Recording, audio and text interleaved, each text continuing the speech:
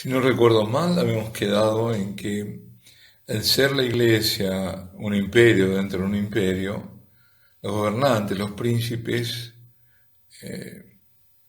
lo que iban a hacer por esa mismísima razón es envidiarla. Y dirán, como decían con el Señor, no reinará sobre nosotros, este hombre no reinará sobre nosotros. En aquella parábola que decía Jesús, pues lo mismo pasará, la rebelión contra la iglesia. Los gobernantes envidian el imperio de la iglesia sobre los espíritus y por eso dicen, o pueden llegar a decir eso. La iglesia católica, ¿qué pasa? Que gobierna con la autoridad de ser la iglesia de Dios. De arriba le viene la autoridad. Y por eso molesta tanto cualquier cosa que diga. Cualquier otro que diga, cualquier opinión, no pasa nada, pero la iglesia, cualquier palabra que diga de verdad y recordando la ley de Dios, enseguida es atacada. Y recordemos todos los ataques que tuvo, por ejemplo, el Papa Benedicto, eso para ir a lo más nuevo, y los obispos que con claridad, con valentía hablaron, fueron acallados por toda la prensa, algunos tratados de homófobo, de esto, de aquello, de acuerdo a cuál era es decir, nunca fueron combatidos en nada en la idea, siempre denostados. Eso lo que pasó en varios lugares y lamentablemente que los han dejado solos, porque fueron pocas las voces, hay que decirlo, de los pastores que hablaron. Entonces, aunque sea pequeña en número en un país la iglesia, decía el cardenal Manning, como lo es en Inglaterra, por ejemplo, igualmente ostenta la autoridad que le viene de Dios. Es decir, no se trata, como en otros casos, de una, digamos, mera filosofía cristiana, sino de una autoridad, de un poder, de un gobierno. Por eso se explica que los liberales, con todos sus principios de tolerancia,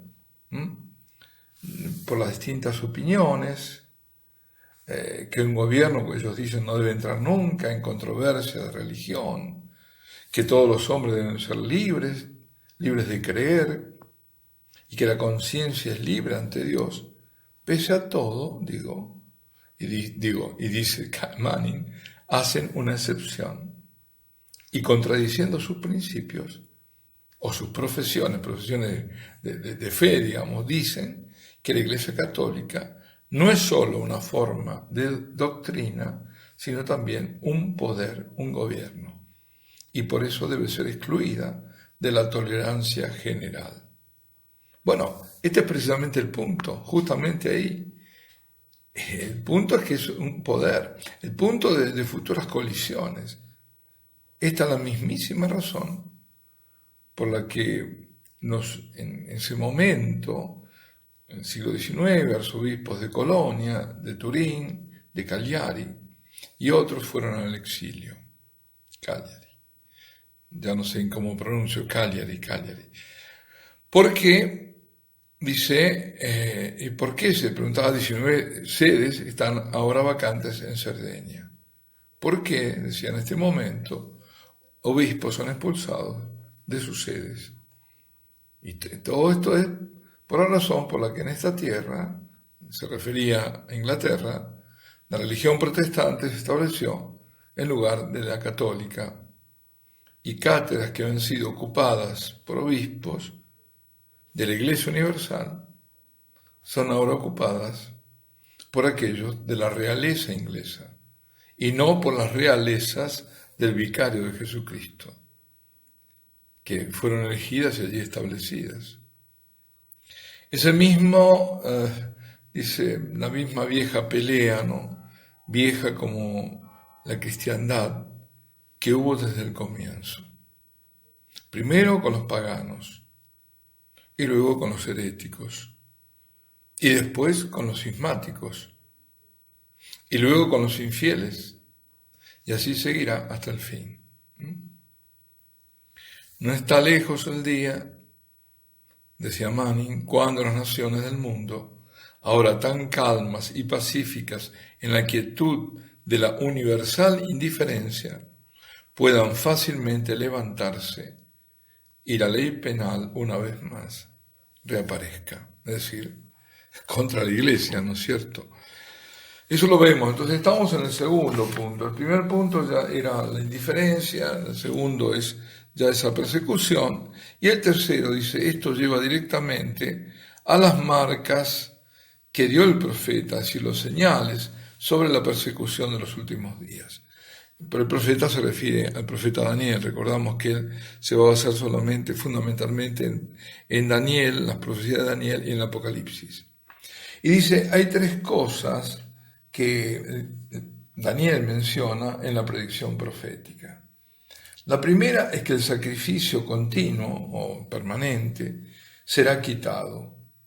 Lo segundo, que el santuario será ocupado por la abominación, que lo volverá desolado. La tercera, que la fuerza y las estrellas, como lo describe, serán echadas abajo, caerán derribadas. Ante todo, ¿qué es eso de que el sacrificio continuo será quitado? Bueno, fue quitado en cuanto tipo. Recordemos lo de tipo y antitipo. Entonces ya ocurrió en la destrucción de Jerusalén. Fue el sacrificio del templo, es decir, del cordero, que era un sacrificio que se hacía de día y de la tarde, en la tarde, en el templo de Dios. Y fue totalmente abolido con la destrucción del templo de Jerusalén. El profeta Malaquías dice, desde la salida del sol hasta el ocaso, mi nombre es grande entre los gentiles o entre las naciones, depende de la traducción. Y en todo lugar se ofrece un sacrificio y una ofrenda pura. Malaquías 1:11. Este pasaje fue interpretado por los padres de la Iglesia, comenzando con San Ireneo, también San Justino Mártir, y dice, bueno, no sé cuántos junto a ellos, ¿no? Que se trata del sacrificio de la Santa Eucaristía. Es decir, aquello del templo de Jerusalén era el tipo, el antitipo es la Eucaristía, el sacrificio de la Eucaristía será quitado. Del verdadero Cordero Pascual que vino en lugar del tipo, es decir, el sacrificio del mismo Jesucristo en el Calvario, renovado perpetuamente y continuado para siempre en el sacrificio del altar. Ahora dice, ¿ha de ser quitado este sacrificio? Se pregunta. Dice, lo que fue típico, es decir, fue tipo antes, antiguamente, aquello fue ya quitado. Pero la realidad será quitada, el antitipo, es decir, el sacrificio eucarístico. Los santos padres que escribieron sobre el anticristo y sobre estas profecías de Daniel, todos sin excepción, sean de Oriente o de Occidente, griegos y latinos, unánimemente dicen que el tiempo final, durante el reinado del anticristo, en ese tiempo cesará el sacrificio del altar. En la obra sobre el fin del mundo, luego de una larga descripción de aflicciones de los últimos días, escribe San Hipólito, la Iglesia, o las iglesias, mejor dicho en plural, se lamentarán con gran lamentación, porque no habrá más oblación que ofrecer, ni incienso, ni culto aceptable a Dios. Los sacros edificios de la iglesia serán como chozas, y el precioso cuerpo y sangre de Cristo no se manifestará en aquellos días. Se extinguirá la liturgia, cesarán los cantos de los salmos, la lectura de la Sagrada Escritura no será más oída, sino que sobre los hombres habrá oscuridad y luto, luto sobre luto y aflicción sobre aflicción. Eso está en el Liber de Consumationem Mundi de San Hipólito. Dice, entonces la Iglesia será dispersada, llevada al desierto, y será por un tiempo, como lo fue al comienzo, invisible, oculta en las catacumbas, en guaridas, en montañas, escondrijos al acecho. Por un tiempo será barrida, como si realmente lo fuera, ¿no? Será barrida como barrida, digamos, de la faz de la tierra. Ahora se pregunta, ¿ocurrió alguna vez algo semejante, algo precursor de un acontecimiento de este tipo? Pues sí, dice, pues mirad, si no a Oriente. La superstición maometana, me encanta cómo lo llama constantemente, superstición maometana, porque es un invento de Mahoma sacado de los judíos y de los cristianos, ¿no? Y con su propia salsa, luego. Pues dice, la superstición maometana que se levantó en Arabia y barrió Palestina y Asia Menor, la región de las 7 iglesias, y Egipto y el norte de África, justamente la patria de San Agustín, de San Cipriano, de San Octato, y finalmente penetró en Constantinopla, donde pronto se volvió dominante y en cada lugar persiguió y suprimió el culto y el sacrificio de Jesucristo. Es decir, esto muestra a las claras que ya pasó. Y decía Manning, ¿no? Hace casi 2 siglos, lo que está diciendo él, ¿no? Ya lo dijimos, más o menos un poquito pasada ligeramente la mitad del siglo XIX. Dice, la superstición maometana en este momento, está hablando del siglo XIX, tiene como mezquitas una gran cantidad de iglesias cristianas, en las que fue quitado el sacrificio continuo y el altar destruido. En Alejandría y en Constantinopla hubo iglesias construidas para el culto cristiano, en la que ningún pie que no fuese cristiano había pisado hasta que fue barrido el sacrificio continuo, si es la Eucaristía. Ciertamente, dice, vemos en esto, al menos en parte, el cumplimiento de la profecía, tanto que algunos intérpretes dirán que Mahoma es el anticristo y que ningún otro vendrá. No hay duda que él fue uno de los precursores, de los muchos precursores y tipos del anticristo que vendrá, pero no es el último. Ahora veamos el mundo occidental, es todo el mundo oriental, ahora el occidental. Se pregunta, ¿acaso no fue el sacrificio continuo quitado en alguna otra tierra? Por ejemplo, en todas aquellas iglesias de la Alemania protestante que habían sido católicas, donde el sacrificio de la misa se ofrecía diariamente, o a través de Noruega y Suecia y Dinamarca y la mitad de Suiza, donde una multitud de antiguas iglesias católicas, o por ejemplo también en Inglaterra, en catedrales, iglesias parroquiales que habían sido construidas como santuarios de Jesús encarnado en la Sagrada Eucaristía, como santuarios elevados para la ofrenda de santo sacrificio, pues ya no lo son. ¿Cuál es la marca entonces característica de la Reforma?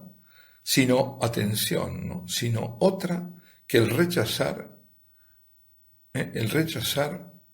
la misa y todo lo que le pertenezca, como fue declarado en los 39 artículos de la Iglesia de Inglaterra, que se hablaba de la misa y todo lo que seguía, digamos, en torno a la misa como fábulas blasfemas y peligrosos engaños. Entonces yo aquí quiero hacer un comentario, ¿no? Digo, ¿no se ve ahora a qué ha llevado el modo irreverente, el modo vulgar, protestante de comulgar? Había en todo eso un propósito. ¿Y a qué se ha llevado? A la actual desacralización y banalización de la Eucaristía. Esto es lo que se perseguía. Se perseguía esto y se logró. Hay que decirlo que lo han logrado. Lo han logrado las personas cada vez. No solo lo hacen indebidamente, sino como si fuera cualquier cosa que están tomando con la mano y nada, y ninguna reverencia, y nadie cree en nada. En Holanda, fue durante el verano pasado, fui a una iglesia gótica muy, muy bonita. Y me extrañó que, siendo sacerdote, me hicieran pagar la entrada, porque en muchas iglesias se pagan ingresos, ¿no? Lamentablemente, como también ya denunciaba el cardenal Ratzinger, que se están volviendo museos. Pues adentro bueno, dije, bueno, habrá que pagar, qué sé yo, bueno, no pasa nada. Pero generalmente las iglesias católicas, sacerdote, no. Bueno, adentro, ¿qué pasó? Adentro apenas entré, sentí un vacío, una frialdad tremenda, tremenda. Tanto que la visita la hice rápido y me marché. Pero claro, cuando ya entré ya me di cuenta cómo era la cosa. Caí enseguida en la cuenta que había sido esa iglesia robada a la iglesia católica. Ya no era católica desde la Reforma, seguro, desde el 1500 y algo. Ya no era protestante y claro, no estaba el Santísimo. Era solo una cáscara sin el espíritu. Un lugar muerto. Es tremenda la sensación que se tiene. Pero como uno se da cuenta enseguida, ¿no? Lo perciben, yo no sé, hasta en el cuerpo. Pues bien, sigue diciendo Cardenal Manni, la supresión del sacrificio continuo es sobre todo, dice, la marca y la característica de la Reforma protestante. Entonces hallamos que la profecía de Daniel ya tiene su completo cumplimiento, tanto en el este como en el oeste, en oriente como en occidente, como si fuera, dice él, en los dos flancos, en las dos alas, en los dos flancos, mientras que en el corazón del cristianismo aún es ofrecido el santo sacrificio. ¿Qué es sino la gran inundación de infidelidad? Empezaba a surgir en esa época, la revolución, la anarquía, que están ahora minando los fundamentos de la sociedad cristiana, no solo en Francia, sino en Italia. Ahí estaban los carbonarios, los liberales, todo esto, toda la masonería, ¿no?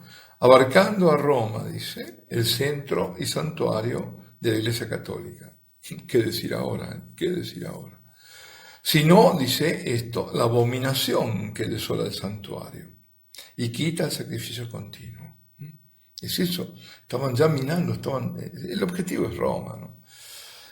Y decía, las sociedades secretas, así llaman, bueno, los masones, ¿no? Desde hace tiempo socavan y penetran en la sociedad cristiana de Europa. Y en este momento están avanzando en la lucha hacia Roma. Lo decía, repito, hace casi 2 siglos después.